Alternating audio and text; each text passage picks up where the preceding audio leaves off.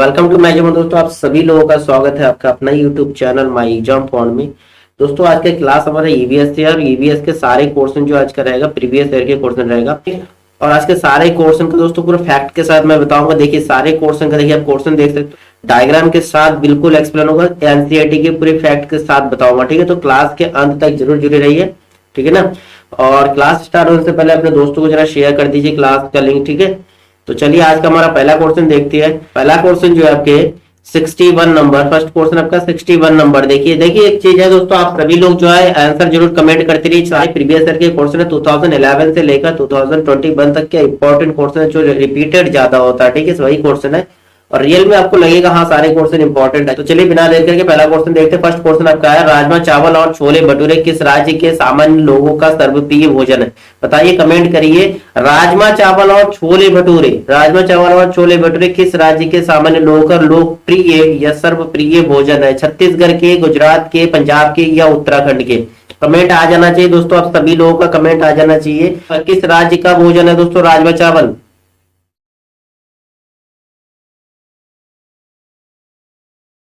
छोले भटूरे राजमा चावल दोस्तों कहाँ का है? पंजाब की है दोस्तों। पंजाब राज्य का जो सर्वप्रिय भोजन है पंजाब राज्य का। और कुछ स्पेशल जो लोकप्रिय भोजन है जैसे आप जानते हो लस्सी एक हो गया है ना, लस्सी होता है, फिर मक्के की रोटी, मक्के की रोटी और सरसों का साग, ये आपने बहुत सुना होगा, सरसों का साग और मक्के की रोटी बहुत सुना होगा आपने, ठीक है ना, सरसों का साग। इसके अलावा पराठे जो है पंजाब के लोकप्रिय भोजन में आते हैं। छत्तीसगढ़ की बताइए, छत्तीसगढ़ के लोकप्रिय भोजन कौन सी है? छत्तीसगढ़ के दोस्तों मालपुआ होता है, काफी रिपीटेड होता है मालपुआ। देखिए मालपुआ जो चावल को कोट कर गुड़ के साथ मिलाकर तैयार किया जाता है। गुजरात की बताइए, गुजरात का क्या होता है? गुजरात का दोस्तों ढोकला और थेपला, ढोकला और थेपला। उत्तराखंड का क्या होगा दोस्तों? उत्तराखंड का बताइए। उत्तराखंड के लिए दोस्तों दाल रोटी और बताइए लोकप्रिय भोजन में दाल रोटी के अलावा और क्या? एक होता है काफूली दोस्तों, क्या होता है? काफूली, काफूली ये भी काफी फेमस है। और मंडवे की रोटी लोकप्रिय भोजन है स्टेटों का। देखिए इससे संबंधित आपका एक क्वेश्चन बनता है दोस्तों कि किस राज्य का कौन सा लोकप्रिय भोजन है, इससे संबंधित क्वेश्चन बनना ही है। देखिए स्टेट का लोकप्रिय भोजन, जैसे आप बताइए पश्चिम बंगाल का लोकप्रिय भोजन कौन सा होगा? पश्चिम बंगाल का कमेंट करिए, पश्चिम बंगाल के लिए क्या होगा? ठीक है, चलिए नेक्स्ट क्वेश्चन देखते हैं। नेक्स्ट क्वेश्चन आपका 62 नंबर क्वेश्चन, 62 नंबर 26 जनवरी 2001 को भुज में भूकंप के झटके लगे थे। ये जो है किस राज्य में स्थित है? कौन सा दोस्तों? भुज जो है किस राज्य में स्थित है? देखिए भुज के नाम से आपका हाल ही में एक पिक्चर रिलीज हुआ था कि वो अजय देवगन की पिक्चर आया था दोस्तों भुज के नाम से, ठीक है। तो बताइए किस राज्य में पड़ता है दोस्तों? गुजरात में, महाराष्ट्र में, उत्तराखंड में या फिर जम्मू कश्मीर में?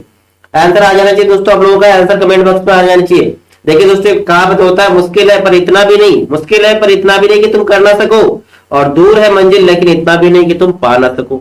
इसलिए दोस्तों मेहनत करते रहिए, फर्स्ट अटेम्प्ट में आपके सीटेट क्वालिफाई करना है। इस हिसाब से आप प्रिपरेशन करते रहिए। डेली जो है आपके प्रीवियस ईयर का सेट जरूर लगाइए और साथ में एक प्रैक्टिस सेट जरूर लगाते रहिए, ठीक है। और दोस्तों क्लास डेली आप ज्वाइन करिए। डेली आपके सीटेट मैथ के पेडागोजी क्लास तो चल ही रहे और आज आपकी ईवीएस के क्लास हो गया, बाकी सेक्शन का क्लास भी आपके कंटिन्यू मिल जाएंगे, ठीक है। बताइए इसका आंसर क्या होगा दोस्तों? 26 जनवरी 2001 को भुज में जो भूकंप के झटके हुए थे वो किस राज्य में दोस्तों? गुजरात राज्य में पड़ता है। कहां दोस्तों? गुजरात राज्य में पड़ता है, ठीक है। जिले की बात करते भुज जो है कच्छ जिले में पड़ता है दोस्तों, कच्छ जिले जो गुजरात में पड़ता है, ठीक है। क्लियर है कि नहीं दोस्तों? चले नेक्स्ट क्वेश्चन देखते हैं। नेक्स्ट क्वेश्चन आपका 63 नंबर, क्वेश्चन देखिए क्या है। नीचे दिए गए किस राज्य के गांव में अधिकांश घर जो है मजबूत बांस के खंभों पर धरती से लगभग 3 से 3.5 मीटर ऊंचे बने पाई जाती है? इन घरों की छतें जो है एक ढालू मतलब ढलान वाला होता है तथा फर्श और दीवारें जो है लकड़ी की बनी होती है। बताइए कौन सा राज्य होगा इसमें से? आंध्र प्रदेश, आसाम, ओडिशा या फिर आपके केरल? आंसर कमेंट करिए दोस्तों क्या होगा 63 नंबर का आंसर।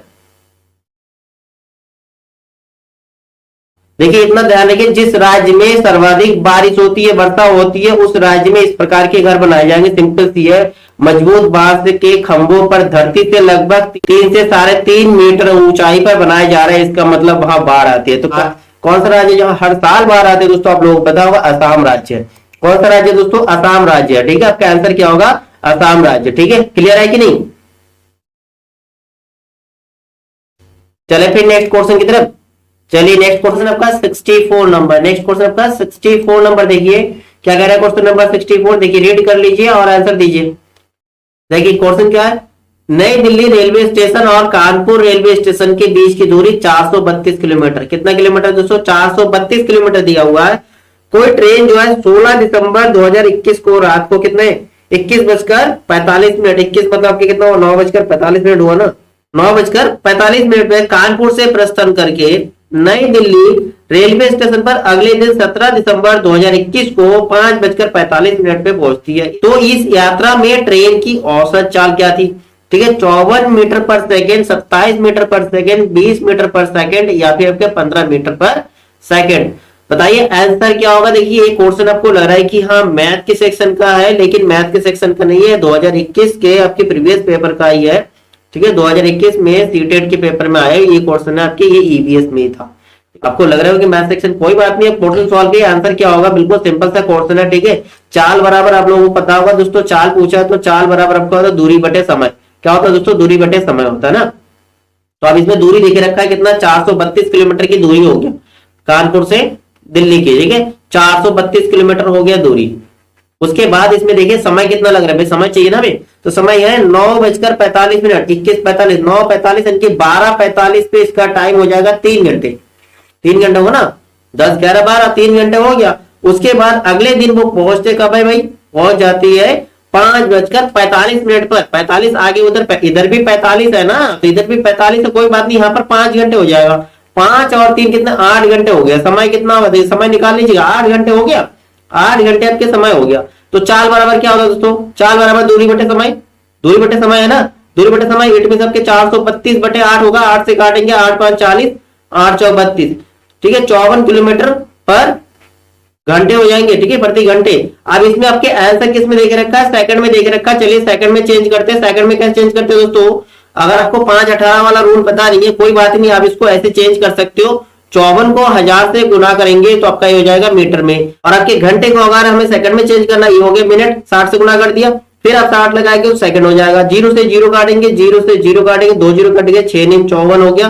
फिर आप 3 दूनी 6, 3 दूनी 6, 3 3 9, आप यहाँ पर 2 से काटेंगे, 2 5 10, 5 दिया 15, 15 मीटर पर सेकंड आपका आंसर होगा। ठीक है, 15 मीटर पर सेकंड आपका आंसर कौन सा, ऑप्शन नंबर डी जो आपका ये आपका करेक्ट आंसर होगा। ठीक है, ये मैथ से रिलेटेड क्वेश्चन लग रहा था, लेकिन ये आपके ईवीएस का क्वेश्चन है, फिर से मैं बता दे रहा हूँ दोस्तों। क्वेश्चन बहुत अच्छा है, चाहे आपके मैथ के सेक्शन का हो चाहे ईवीएस के सेक्शन का हो। ठीक है, क्वेश्चन बढ़िया है बस। चलिए नेक्स्ट क्वेश्चन देखते हैं। क्वेश्चन अगर क्लियर होगा दोस्तों लाइक करते चलिए और अपने दोस्तों को शेयर करते चलिए।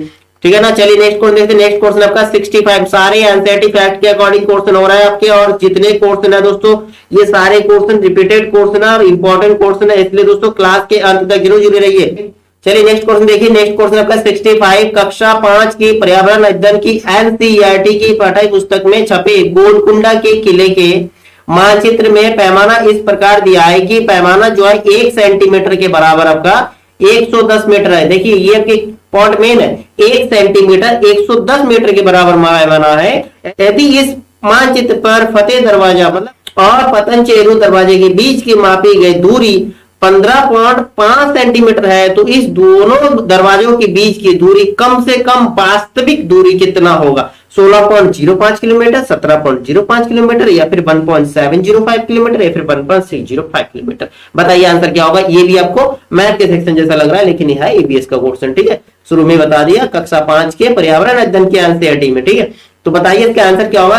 देखिए 1 सेंटीमीटर के बराबर इन्होंने कह दिया 110 मीटर है ना, 110 मीटर। तो आपके यहां पर देख रखा 15.5, तो आप भाई 15.5 सेंटीमीटर में भाई 110 से गुना करेंगे, आपका टोटल मीटर में आ जाएगा ना आंसर। गुना करिए, 0 का 0 हो जाएंगे, 11 5 55, 11 5 55 और 60 हो जाएगा, 11 कम 11 और 6 आपके 17 हो गया। डेसिमल यहां लग गया, यानी कि आपका हो गया 1705 किसमें मीटर में है। बट आपका जितने आंसर गिवन है सारे आंसर जो है किलोमीटर में है। किसमें दोस्तों, किलोमीटर में है, तो इसको किलोमीटर में चेंज करना है हमको, राइट। तो किलोमीटर में चेंज करने के लिए हमें पता है भाई मीटर को अगर किलोमीटर में चेंज करना 1000 से आप भाग देंगे, यानी कि डिवाइड करेंगे। 1705 को आप 1000 से भाग देंगे तो आपके ये किलोमीटर हो जाएगा, है ना। अब 3 जीरो काटेंगे तो 3 अंक आगे आपके डेसिमल लग जाएगा, 1.705 किलोमीटर आपका आंसर होगा। आंसर देखिए कौन सा आंसर है, ऑप्शन नंबर सी जो आपके करेक्ट आंसर हो रहा है, ऑप्शन नंबर सी जो आपके करेक्ट आंसर है। क्लियर है, बिल्कुल क्लियर हो जाना चाहिए दोस्तों, कोई डाउट ही नहीं होना चाहिए, बिल्कुल सिंपल सा क्वेश्चन है जी। चलिए नेक्स्ट क्वेश्चन देखते हैं। नेक्स्ट क्वेश्चन आपका 66 नंबर क्वेश्चन। 66 नंबर क्वेश्चन क्या है, मुक्तापुर पोचमपल्ली जिले का ये गांव है। मुक्तापुर पोचमपल्ली जिले का, कौन सी जिले का, पोचमपल्ली जिले का ये गांव है। इस जिले के ज्यादातर परिवार बुनकर है। इस जिले का ज्यादातर परिवार बुनकर है और उनके द्वारा बुने गए कपड़ों की पोचमपल्ली कहते हैं। उनके द्वारा बुने गए कपड़ों को क्या कहा जाता है दोस्तों, पोचमपल्ली कहते हैं। यह जिला किस राज्य का भाग है, कौन सा राज्य, कौन सा जिला दोस्तों, पोचमपल्ली जिला किस राज्य का भाग है, कर्नाटक का, आंध्र प्रदेश का, तेलंगाना का या तमिलनाडु का। आंसर कमेंट करिए। चलिए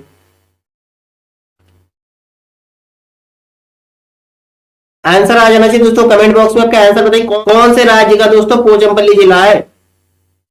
पोचमपल्ली जिले में ज्यादातर लोग क्या बुनकर है और इनके द्वारा बुने गए कपड़ों को पोचमपल्ली कहते हैं। यहां भी आपके एक क्वेश्चन क्लियर हो रहा है कि पोचमपल्ली जो कपड़े हैं वो कहां पर बनते हैं, पोचमपल्ली जिले में बनता है। बट किस राज्य में बनते हैं बताइए जरा, किस राज्य में बनता है दोस्तों, आपका बनेगा तेलंगाना राज्य में बनता है दोस्तों। कौन सा आंसर होगा, ऑप्शन नंबर सी जो है आपके तेलंगाना राज्य में बनता है। ठीक है,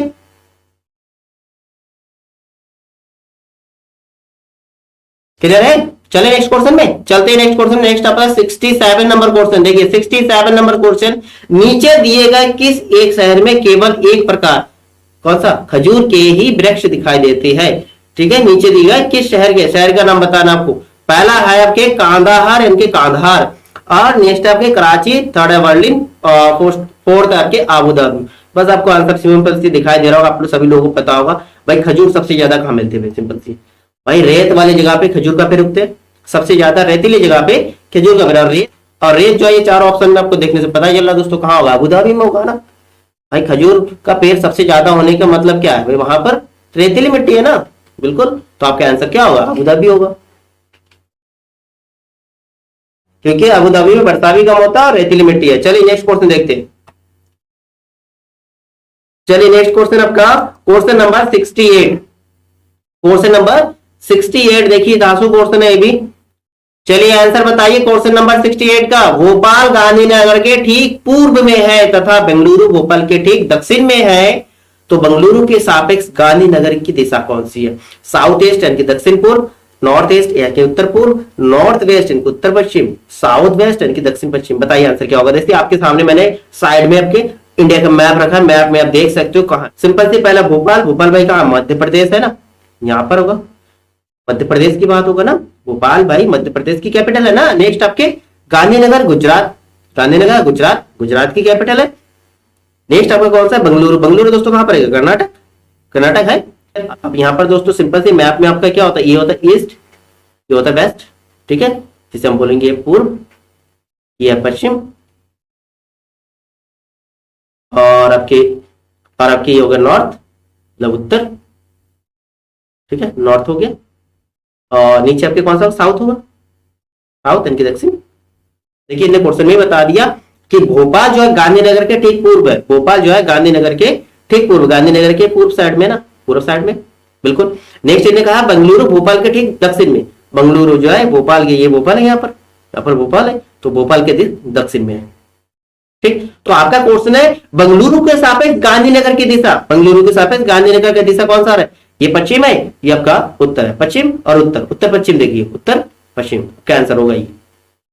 ठीक है, एन और डब्ल्यू वाला आपका आंसर होगा, एन डब्ल्यू। देखिए ऑप्शन कौन सा है, N W, north east, north west आपका, उत्तर पश्चिम, ऑप्शन नंबर सी जो है आपका करेक्ट आंसर हो रहा है कि नहीं, नॉर्थ वेस्ट। आपके साइड में डायग्राम है, डायग्राम में आप देख सकते हो। ठीक है, देखिए आपके पेपर के टाइम ये डायग्राम नहीं होगा, लेकिन आपको पूरे मैप के हर स्टेट के कैपिटल वाइज उसके लोकेशन पता होना चाहिए। ठीक है, चलिए नेक्स्ट क्वेश्चन देखते हैं, सिंपल है ना ये क्वेश्चन, हो गया क्लियर। चलिए नेक्स्ट क्वेश्चन देखते हैं। नेक्स्ट क्वेश्चन आपका 69 नंबर क्वेश्चन। 69 नंबर क्वेश्चन देखिए, पीतल के व्यास के विषय में निम्नलिखित में से सही चुनिए। क्या होगा, ये एक तत्व है, मतलब it is a element, it is a element या इट इज अ कंपाउंड, एक यौगिक है, यह जो कॉपर और जस्ता की मिश्र धातु है, यानी कि it is a alloy of the copper and zinc, या फिर आपके ये कॉपर और टिन का सामग्री मिश्रण है। बताइए क्या होगा आंसर, पीतल से संबंधित कौन सा कथन आपका इसमें सही है, चुनिए जरा आंसर बताइए।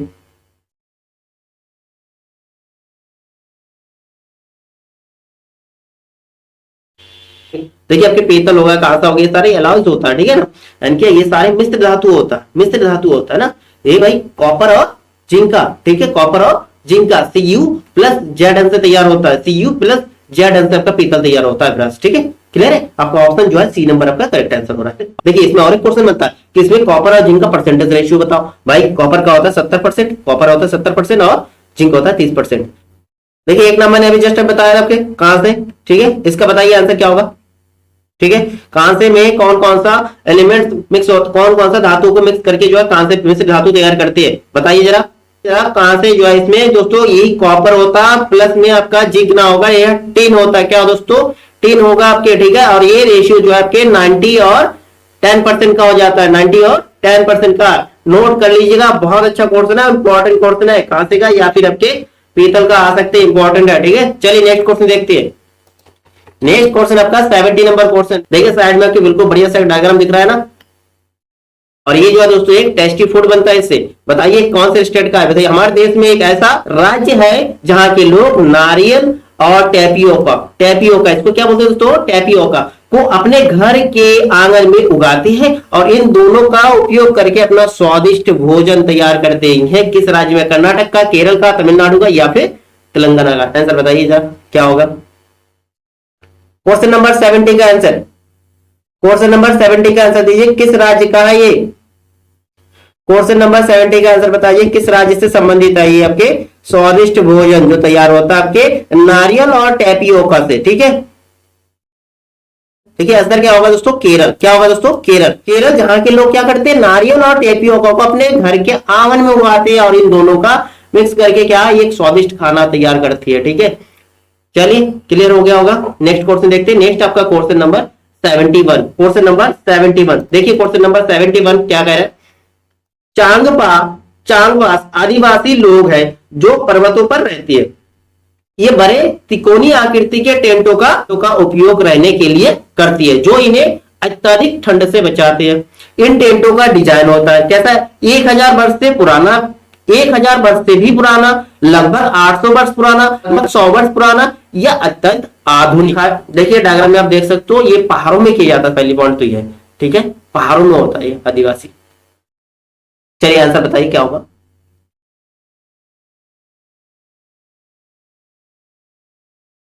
जी चांगपा आदिवासी जो है पहाड़ों में रहते हैं और इनके टेंटों का डिजाइन की बात करें, इनका टेंट का डिजाइन जो है 1000 वर्ष पुराना डिजाइन है।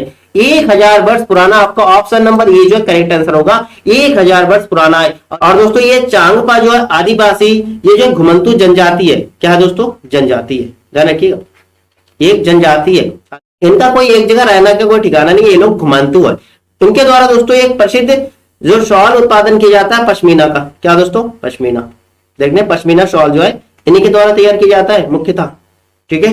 ये जो है क्षेत्र कहां पे है दोस्तों, ये पहाड़ी वाला क्षेत्र, जैसे डायग्राम आपको दिखाई दे रहा है, ये लद्दाख का दोस्तों, कहां का है दोस्तों, लद्दाख का। ये जो है चांगपा जनजाति या आदिवासी कहां के रहने वाले होते हैं, लद्दाख के। ध्यान रखिए कि ये और एक क्वेश्चन क्लियर हो गया आपके, ठीक है। चांगपा आदिवासी कहां रहते हैं दोस्तों, लद्दाख के पहाड़ी में, ठीक है। चलिए नेक्स्ट क्वेश्चन देखते हैं। नेक्स्ट क्वेश्चन आपका 73 नंबर क्वेश्चन, क्वेश्चन नंबर 73। नीचे दिए गए 3 राज्यों के एक समूह को चुनिए जिसके सभी राज्यों के समुद्र तट बंगाल की खाड़ी पर है। बंगाल की खाड़ी, देखिए डायग्राम मैंने इसलिए दिया है ताकि आपको आसान हो सर्च करने में, आंसर दीजिए, ठीक है।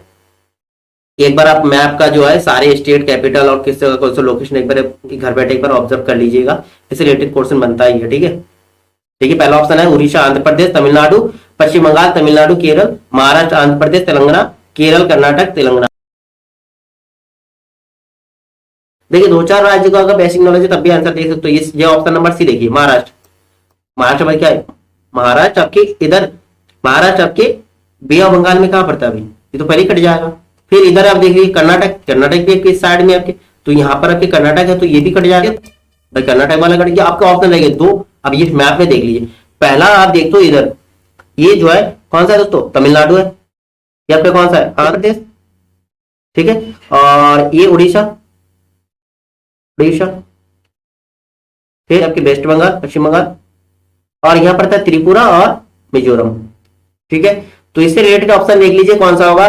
ओडिशा, आंध्र प्रदेश, तमिलनाडु। लेकिन सेकंड नंबर ऑप्शन देखिए पश्चिम बंगाल, तमिलनाडु, केरल। केरल तो नहीं पड़ता भाई, केरल नहीं आएगा। केरल आपके देखिए ये जो नीचे ऑप्शन है केरल यहाँ पर है, तो ये बे बंगाल में नहीं पड़ता, तो ये ऑप्शन कट गया, बी कट गया, सी कट गया, डी कट गया, आपका रह गया ऑप्शन नंबर ए जो है करेक्ट आंसर हो रहा है। ठीक है, ऑप्शन नंबर ए जो आपका करेक्ट आंसर, उड़ीसा, आंध्र प्रदेश और तमिलनाडु। ठीक है, चलिए नेक्स्ट क्वेश्चन में क्लियर है कि नहीं।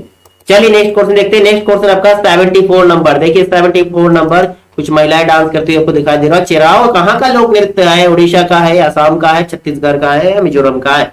देखिए ये क्वेश्चन आपके कई बार रिपीट हो चुका है। चिराव जो है कहाँ का लोक नृत्य है, लोक नृत्य से संबंधित क्वेश्चन तो बनना है, आप लिख के रखिए। लोक नृत्य जितने भी है इंपॉर्टेंट लोक नृत्य लर्न कर लीजिएगा। देखिए इसका आंसर क्या होगा, चिराव जो है कहाँ का लोक नृत्य दोस्तों, चिराव जो है मिजोरम का नृत्य है। ठीक है, कहाँ का दोस्तों, मिजोरम राज्य का नृत्य है। जैसे दोस्तों फसल कटने के बाद कई जगह अलग अलग त्योहार मनाए जाते हैं ना, जैसे पंजाब में बैसाखी सेलिब्रेट किया जाता है, तो यहाँ पर क्या होता है, फसल पकने के बाद ये लोग खुशियां मनाते हैं। कैसे, जमीन पर जो है कुछ पुरुष लोग बांस ऐसे ऐसे एक ताल में, जिसे बोलेंगे एक ताल में बजाती है, और उसी में ये लंबे लंबे स्टिक रखा हो, तो उसके अंदर महिलाएं क्या डांस करती है। ठीक है, इसको क्या बोलती है दोस्तों, चिराव नृत्य बोला जाता है। ठीक है, तो आप बताइए जरा उड़ीसा का लोक नृत्य कौन कौन सा होगा, उड़ीसा का नृत्य बताइए लोक नृत्य, और छत्तीसगढ़ का बताइए, और आसाम का बताइए, तीनों का बताइए। पहले अगर उड़ीसा की बात करें, उड़ीसा के कौन कौन से होता है, उड़ीसा के छाऊ बहुत फेमस है, छाऊ वाला बहुत आता है, छाऊ। और अब क्या होता है, ओडिसी, ओडिसी, ओडिसी जो है। ठीक है, और एक होता है कीशावाड़ी, क्या होता है दोस्तों, कीशावाड़ी, कीशावाड़ी। ठीक है, मुनारी, मुनारी, ये जो है उड़ीसा के प्रमुख नृत्य। छत्तीसगढ़ की बात करते हैं, छत्तीसगढ़ में होता है, छत्तीसगढ़ में आपके मुख्य सुआ होता है, एक सुआ। ठीक है, गेंडी,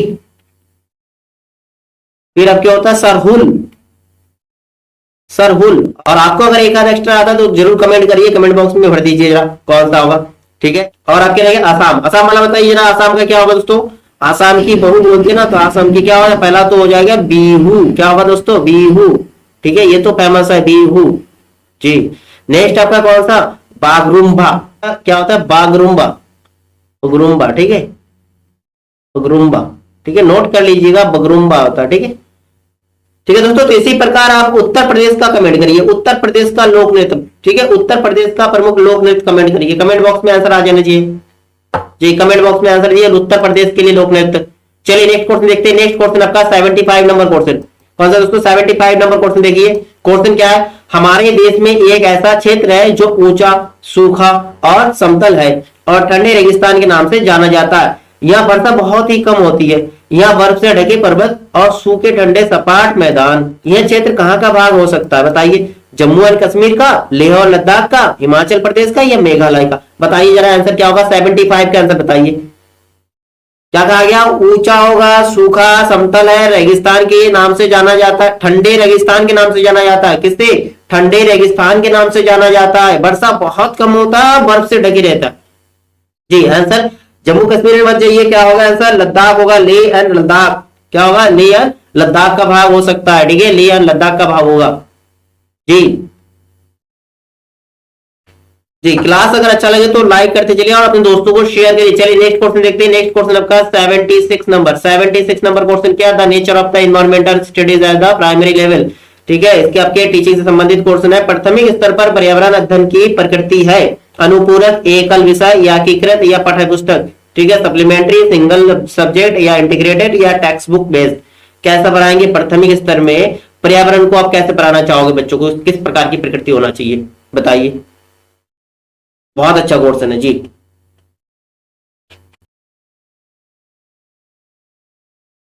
प्राथमिक स्तर में जो पर्यावरण अध्ययन कराया जाता है वो सीधी बात है बाल केंद्रित होना चाहिए और एकीकृत, इंटीग्रेटेड होता है। ऑप्शन नंबर सी जो है ये आपका करेक्ट आंसर होगा, इंटीग्रेटेड। चलिए नेक्स्ट क्वेश्चन देखते हैं। नेक्स्ट क्वेश्चन आपका 77 नंबर, 77 नंबर क्वेश्चन का आंसर बताइए। दिए गए कथनों में से कौन सा ईबीएस सीखने के लिए राष्ट्रीय पाठ्यचर्या की रूपरेखा 2005 की सिफारिश से है। ठीक है, बताइए, एनसीएफ 2005 का क्वेश्चन आपके ये, सीखने के लिए स्कूल, घर और समुदाय के बीच सुनिश्चित सीमाएं होना चाहिए। क्या सही है, सीखने को हतोत्साहित करना, किताबी शिक्षा से प्रस्थान, या आपके स्कूल में बच्चों के जीवन को स्कूल के बाहर उनके जीवन से जोड़ा जाना चाहिए। बताइए इसमें आपका ऑप्शन कौन कौन सा सही होगा, चूज करना आपको। क्या ए बी सही है, क्या ए सी सही है, क्या ए बी सी तीनों सही है, या आपके बी सी डी सही है? बताइए जरा आंसर क्या होगा, कमेंट करिए जरा।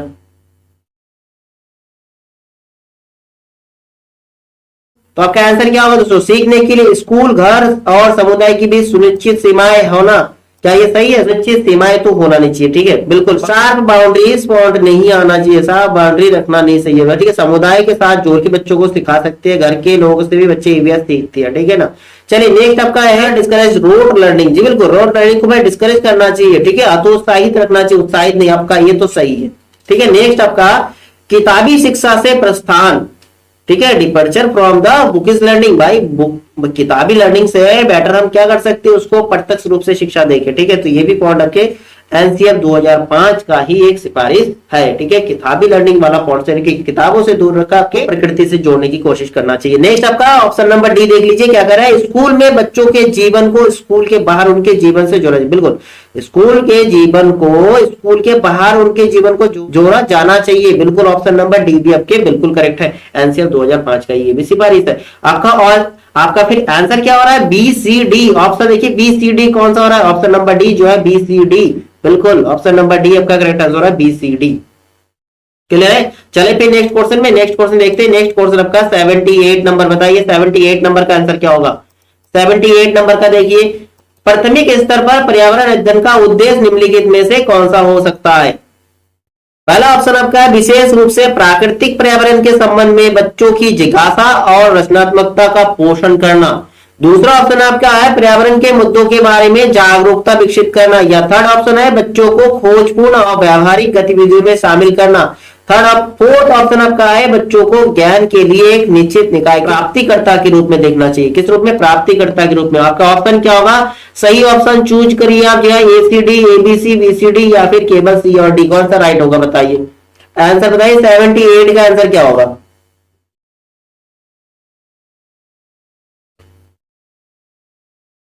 कि आपको प्राथमिक स्तर में पर्यावरण अध्ययन के लिए उद्देश्य ढूंढना है। तो उद्देश्य कौन कौन सा, विशेष रूप से प्राकृतिक पर्यावरण, बिल्कुल प्राकृतिक पर्यावरण से संबंध में बच्चों की जिज्ञासा और क्या रचनात्मकता का पोषण करना, बिल्कुल सही है। चाइल्ड पार्टिकुलरली उनके related the nature and environment, बिल्कुल करेक्ट है आपका ऑप्शन नंबर। सेकंड आपका है पर्यावरण के मुद्दों के बारे में जागरूक विकसित करना, पर्यावरण के बारे में बच्चों को जागरूक करना, बिल्कुल बनता है, ऑप्शन नंबर बी तो होगा ही, ठीक है। अवेयरनेस रखना चाहिए अबाउट द एनवायरमेंट है बच्चों की खोजपूर्ण और व्यावहारिक गतिविधियों में शामिल करना, बिल्कुल भाई व्यावहारिक गतिविधियों के साथ जोड़ना चाहिए, है कि नहीं। तो आपका ऑप्शन सी तो सही है।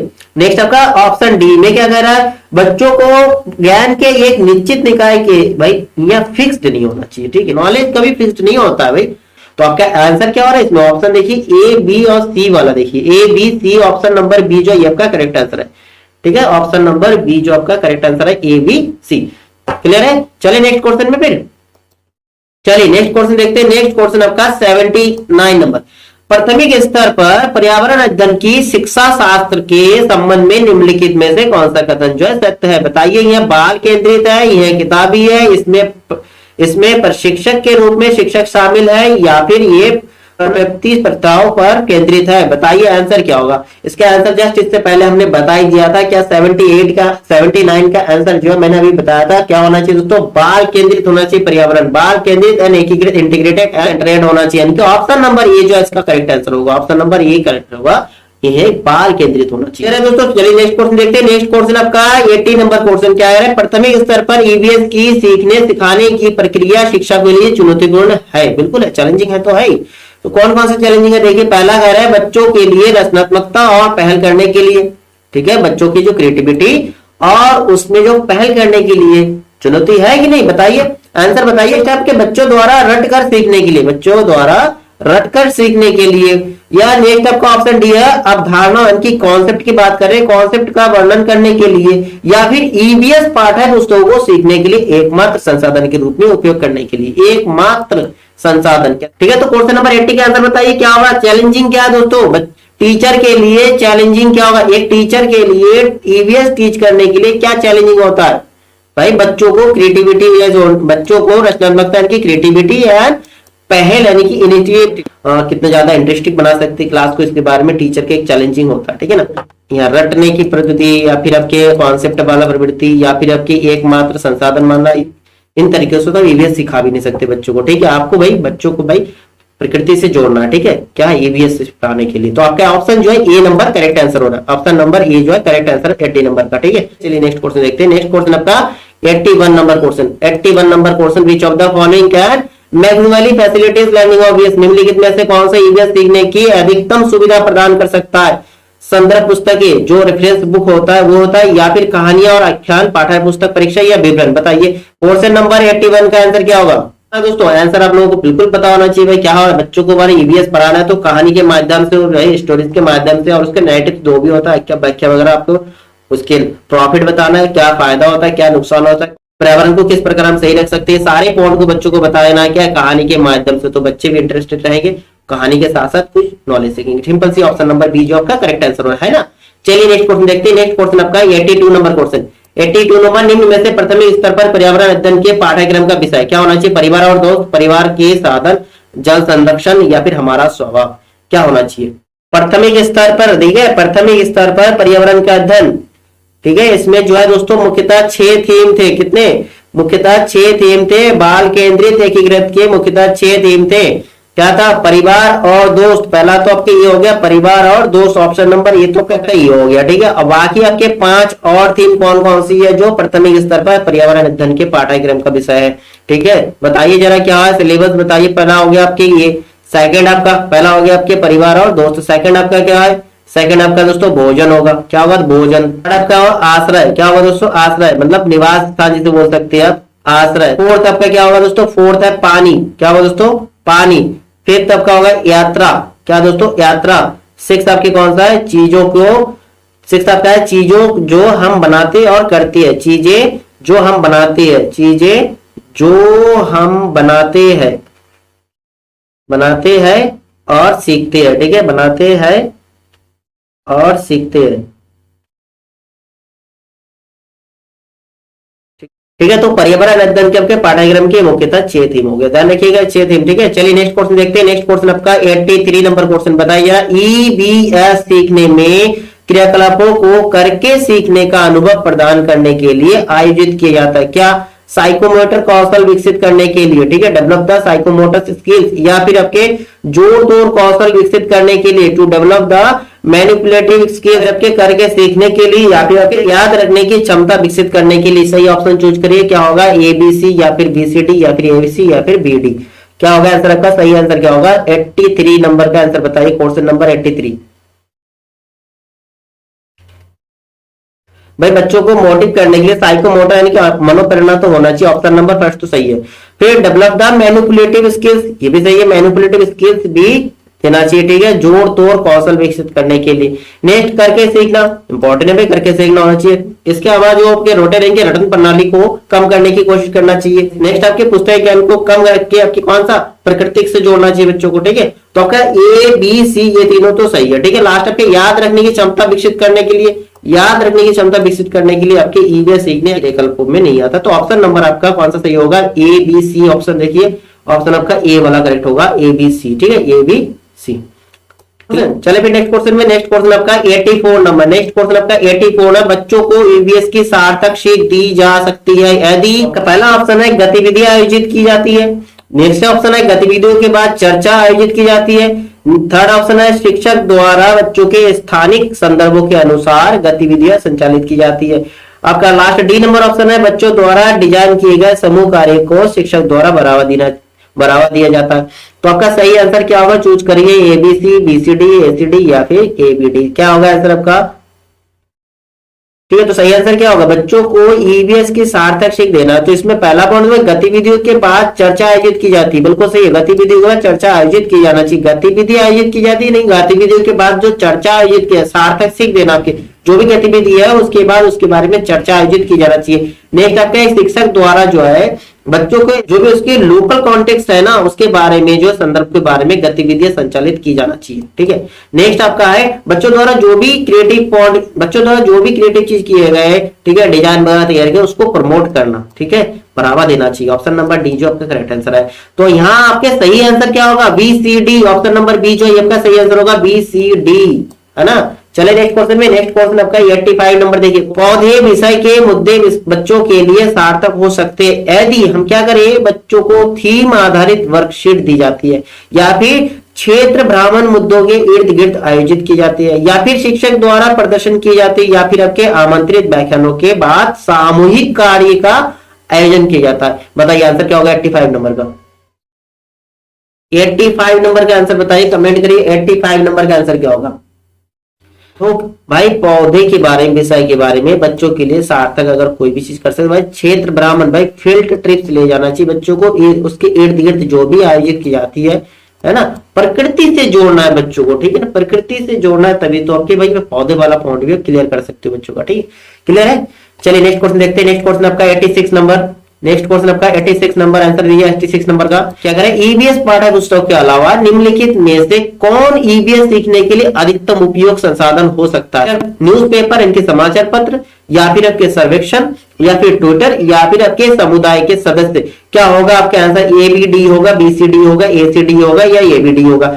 ठीक है, आपका सही आंसर चूज करिए। ठीक है, ईबीएस पाठ्य पुस्तक के अलावा, ठीक है, पाठ्य पुस्तक यानी कि जो आपके टेक्स्ट बुक है उसके अलावा किस किस संसाधन से जो है बच्चों को ईबीएस सिखा सकते हैं। बताइए क्या होगा आंसर, क्या होगा। देखिए पहला पॉइंट आपके न्यूज़पेपर, बिल्कुल न्यूज़पेपर में आर्टिकल आता है बच्चों के लिए स्पेशल, ठीक है, जैसे छोटे बच्चों के लिए आर्टिकल आता है, संडे सैटरडे स्पेशल क्विज वगैरह देती है, न्यूज़पेपर हो सकता है। नेक्स्ट सर्वे, बिल्कुल सर्वेक्षण होना चाहिए। ट्यूटर बच्चों का क्या काम है, अभी ट्यूटर वाला ऑप्शन तो होगा नहीं, ट्यूटर में बच्चों का क्या ईबीएस सिखाओगे आप। फिर कम्युनिटी समुदाय के सदस्य के साथ जोड़ना, ये भी सही है आपके, यानी कि A B D, A B D, देखिए कौन सा ऑप्शन होगा, A B D, option number A जो आपका करेक्ट आंसर होगा, ए बी डी। क्लियर है कि नहीं। चले फिर नेक्स्ट क्वेश्चन में। नेक्स्ट क्वेश्चन आपका 87 नंबर क्वेश्चन, 87 नंबर का, भोजन थीम से संबंधित सामाजिक सांस्कृतिक मुद्दों को प्रभावी ढंग से सीखा जा सकता है समुदाय के सदस्य के माध्यम से, यदि सर्वेक्षण किया जाता है, या फिर क्षेत्र के भ्रमण माध्यम से, या फिर यदि नारे बच्चों द्वारा तैयार की जाती है। सही ऑप्शन चूज कीजिए, विकल्प देखे रखा आपका एबीसी, एसीडी, बीसीडी, या फिर एबीडी। क्या होगा आंसर, कमेंट करिए जरा। 87 नंबर का आंसर क्या होगा दोस्तों, 87 नंबर का आंसर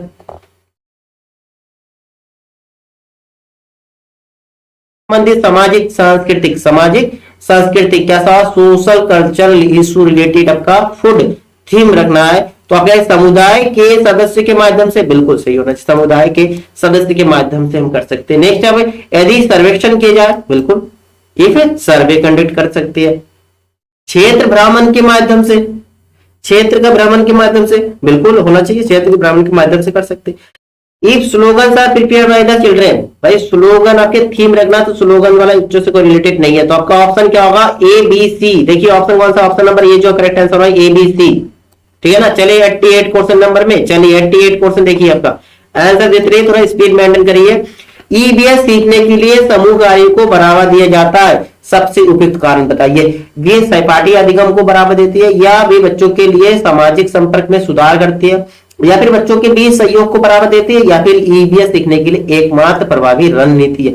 ऑप्शन क्या होगा आपका, सही विकल्प चूज करना आपका, एबीसी, एबीडी, बीसीडी, या फिर एसीडी। क्या होगा 88 आंसर दोस्तों, 88 का आंसर बताइए। सबसे पहले आप क्वेश्चन में दे दिए समूह कार्य के बाद, समूह कार्य के बढ़ावा देने के लिए, समूह कार्य सीधी बात उसका जो भी साथ में जो उसका पेयर होगा यानी कि सहपाठी होगा, सहपाठी का अधिगम को बढ़ावा देना। पहला पॉइंट तो आपका बिल्कुल सही हो रहा है ना, होगा कि नहीं। नेक्स्ट आपका वे बच्चों के बीच सामाजिक संपर्क में सुधार करती है, भाई समूह के लिए सामाजिक संपर्क बिल्कुल करेक्ट होना, सामाजिक संपर्क होना चाहिए। नेक्स्ट आपका है बच्चों के बीच सहयोग को बढ़ावा देना, ये भी सही है। ये ईवीएस सीखने के लिए एकमात्र प्रभावी रणनीति, भाई देखिए टीम वर्क सही है, टीम वर्क बच्चों के सहयोग अधिगम को देने के लिए टीम वर्क होना चाहिए, आपसी मेलजोल आदि को बढ़ावा देना चाहिए, लेकिन ये एक स्पेशल रणनीति वाला पॉइंट है, तो आपको इससे बाहर है आपकी ईवीएस के समूह ग्रुप कार्य से। ठीक है, तो आपका ऑप्शन कौन सा सही हो रहा है, एबीसी, ऑप्शन एबीसी। देखिए आपका ऑप्शन नंबर सही विकल्प आपका ए नंबर हो रहा है, एबीसी। ठीक है ना, क्लियर है कि नहीं। चलिए 89 नंबर क्वेश्चन होगा आपका, 89 नंबर क्वेश्चन। आकलन में स्वआकलन यानी कि in assessment, in self assessment is the, सीखने के लिए आकलन, असेसमेंट ऑफ लर्निंग, सीखने का आकलन, या सीखने के रूप में आकलन, या सीखने के माध्यम से मूल्यांकन। आंसर क्या होगा 89 का, 89 का आंसर दीजिए, 89 का।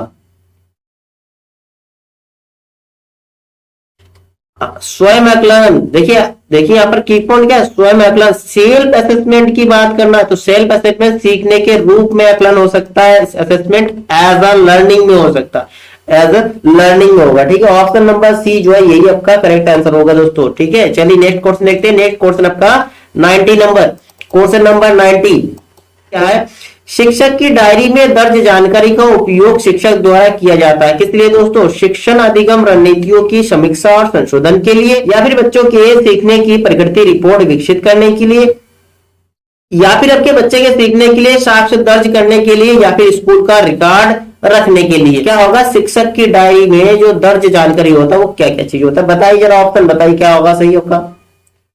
सिंपल सी, टीचर डायरी की बात करें तो टीचर डायरी में शिक्षण अधिगम की रणनीति होगा उसमें भाई, है ना, लेसन प्लान वगैरह रख सकते हैं, समीक्षा, और उसमें क्या क्या संशोधन होगा उससे रिलेटेड पॉइंट ही रखा जाता है। ठीक है, शिक्षक डायरी में यही चीज रखते हैं। ठीक है, जो भी लेसन प्लान होता है आपके, जो भी नियोजित कार्यक्रम होगा उसके बारे में जो कि शिक्षक का एक दैनंदिन डायरी होता है। ठीक है, क्लियर है बोल, आपका ऑप्शन नंबर ये जो है आपका करेक्ट आंसर है। ठीक है दोस्तों, तो आज आपकी ये प्रैक्टिस सेट आपके 90 क्वेश्चन का हो गया। तो आपको क्लास कैसा लगा जरूर कमेंट करिए, और जो भी आपके जाने वाले या फिर आपके दोस्त वगैरह जो सीटेट का प्रिपरेशन कर रहे हैं उनको शेयर कर दीजिए लिंक वीडियो का। ठीक है, ठीक है, फिर नेक्स्ट क्लास मिलते हैं दोस्तों, तब तक के लिए दोस्तों जय हिंद, थैंक यू, प्रिपरेशन करते रहिए, बाय दोस्तों।